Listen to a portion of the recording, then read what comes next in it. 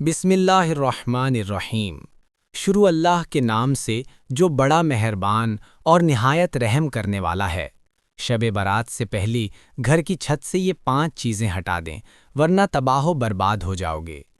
پیاری بہنوں اور میرے معزز بھائیوں، لوگ کہتے ہیں کہ انسان اپنا گھر انتہائی محنت، خون جگر کی کمائی اور سچی دعاؤں کی برکت سے تعمیر کرتا ہے، لیکن بعض اوقات اسی گھر کی چھت پر ایسی معمولی سی اشیاء چڑھا دیتا ہے جو آہستہ آہستہ اس گھر کے رزق کو چاٹ جاتی ہے، خوشیوں کو ہڑپ کر لیتی ہے۔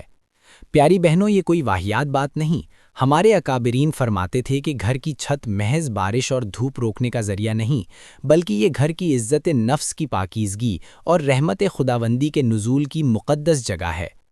جو اشیاء وہاں بالکل نہیں ہونی چاہیے، اگر وہاں رکھ دی جائیں تو یقینی بات ہے کہ فرشتے رحمت وہاں سے اپنا پرچھائی اٹھا لیتے ہیں، رحمت کے دروازے بند ہو جاتے ہیں اور شیطان کو کھلا میدان مل جاتا ہے۔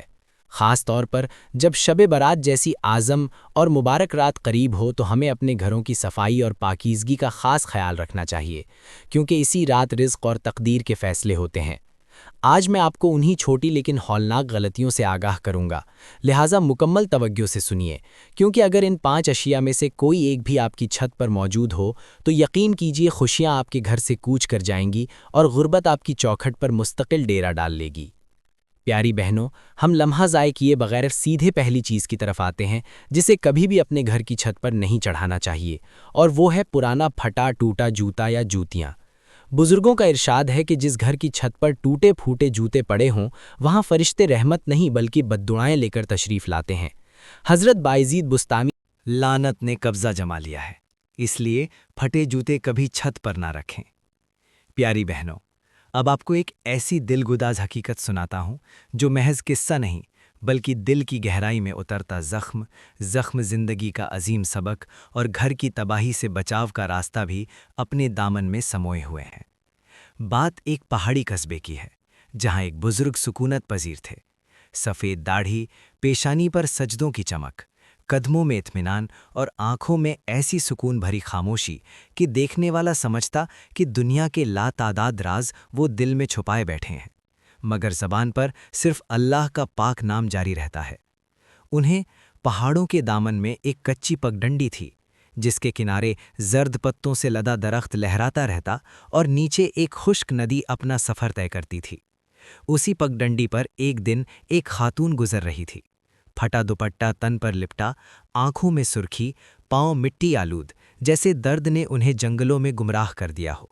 وہ کچھ تلاش کر رہی تھی، کچھ کھو چکی تھیں اور کچھ کہنے کو بے قرار تھیں۔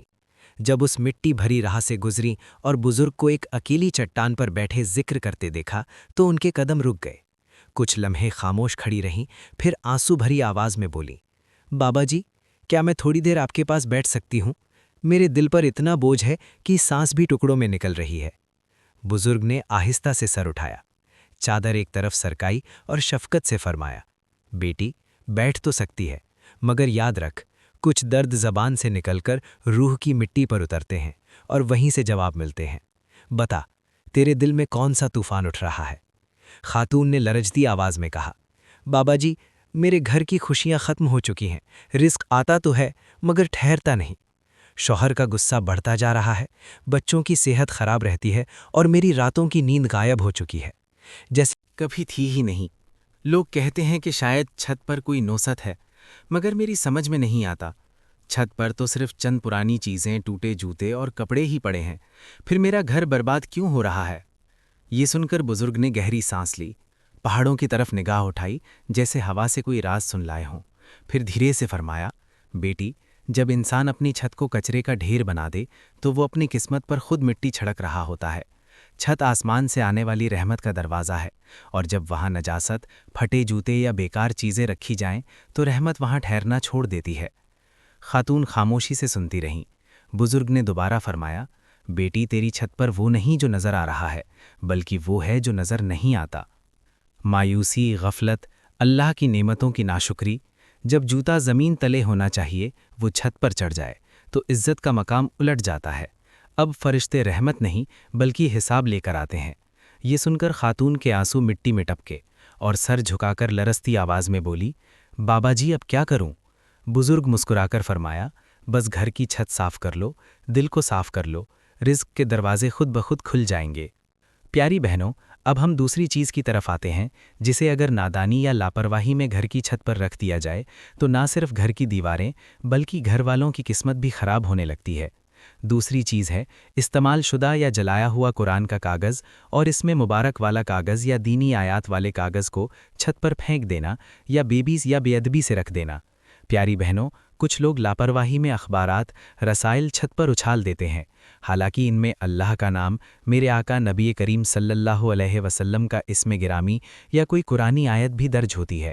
جب یہ کاغذ مٹی، بارش، جوتوں کے دھول یا